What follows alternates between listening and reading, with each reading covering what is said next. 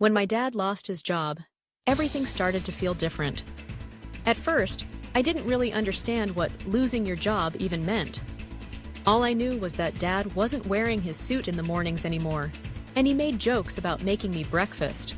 Though, honestly, his pancakes were kind of weirdly shaped. But after a few days, I noticed the house felt a little quieter, and Mom and Dad would whisper together even when they thought I wasn't listening. One day, Dad sat down next to me on the couch and gave me a grin, but I could tell he was tired. "Looks like we're a team, kiddo," he said, giving me a fist bump. "It's me and you against these kitchen cupboards. What do you say? Should we raid the last of the peanut butter or invent a new sandwich?" I laughed, but I could see he was trying to make things feel normal. So, I decided, right then and there, that I would do everything I could to help. First, I thought about what I was actually good at. At age 12, I guessed I didn't have a resume or big business ideas, but I did have a lot of energy, a backpack full of markers, and more imagination than should legally fit in one skull. So I took out my notebook and made the most colorful plan ever, Operation Dad's Job Helper. I started simple. Every morning, instead of sleeping in, I got up just a little earlier. I made sure to feed Rex, our always hungry golden retriever, because he's basically a furry garbage disposal who can snarf his breakfast in under 7 seconds. That gave Dad one less thing to worry about. Then, before Dad could even think about making us breakfast, I'd beat him to the kitchen and try my hand at making cereal towers. Sometimes they collapsed, but Dad would give his super dramatic, "Oh no!" Saucy, and pretend Rex was the cereal inspector. Next, I turned into the queen of coupons. I mean, who knew clipping little squares of paper from the Sunday newspaper could actually be fun? I made a game out of seeing who in our family could save the most money in one grocery trip. Mom played along too, giving high fives every time we found something we actually needed on sale. After school, I looked for ways to pitch in. Our neighbors, Mr. and Mrs. Harris, had a giant, wild backyard that probably hid 100 secret gnome kingdoms, if you believed my best friend Ava. But what it for sure had was a ton of leaves in the fall. I asked Mr. Harris if I could rake them for a few dollars, and at first, he laughed and handed me a rake that was taller than me. But soon, I was dancing in the leaf piles, and even Dad came out to help. That's how I learned 2 things. 1, helping out can actually be fun, and 2, grown-ups look way sillier jumping in leaves than kids ever do. More ideas popped into my head. I made friendship bracelets and bookmarks out of spare yarn and weird old magazines. It wasn't $1 million business, but my friends loved them, and Mrs. Harris even bought a bookmark just because it had her favorite dog breed on it.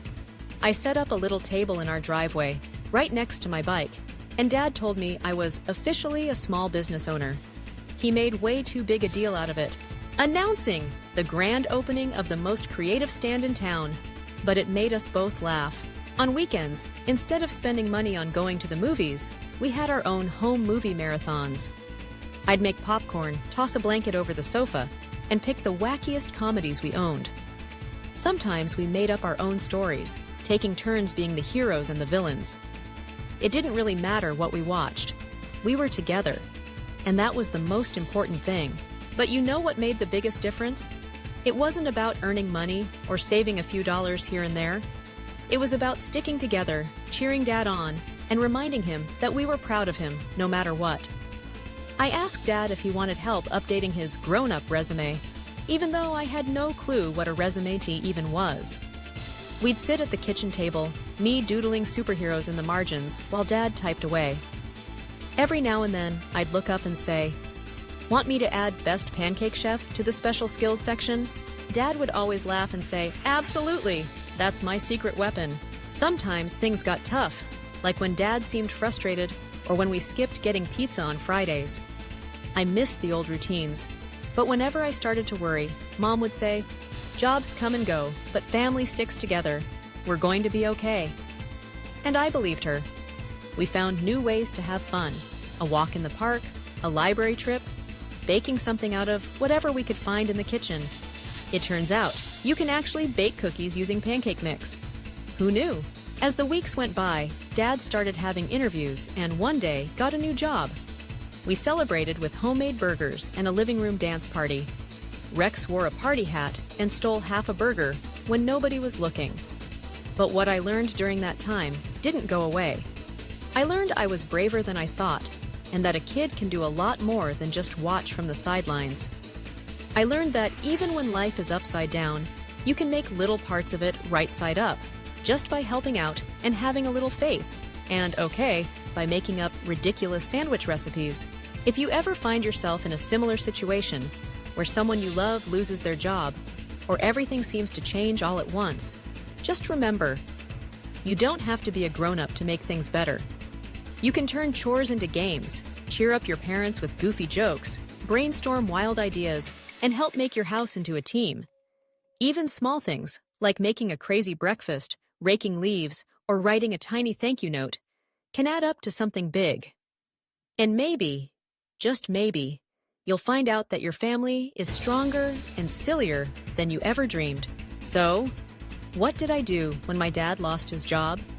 I became the Chief Happiness Officer, the coupon captain, the leaf raking legend, and the defender of family dance parties. But mostly, I learned that when things get tough, you face them together. And sometimes, you get a story you'll never forget. Plus a pancake recipe that'll make you laugh every time. Thanks for watching. Don't forget to subscribe and share this video if you found it inspiring.